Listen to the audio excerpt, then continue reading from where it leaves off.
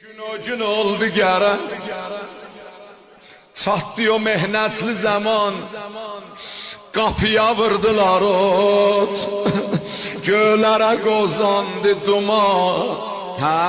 Fatimə səslədi gəl, harda qalıbsan babacan,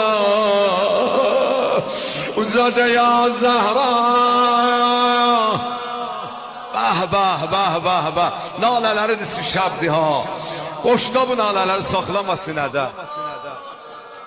Fatimə səslədi gəl, harda qalıbsan babacan, yoxdur bu şəhridə bir kəs sata fəryadimizə, yolla qeyrətli əmum Həmzəni imdadimizə.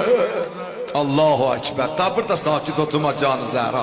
Gördüler Fatimə dağ misli dayanmış kapıya, bir ləcət vurdu Ömər şöyle qalanmış kapıya.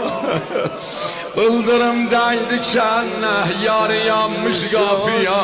Ya Allah, fürsət olmadı xanım fikr eləyəm mismara, açılıb ləncəyə dər dəydi qapı divara.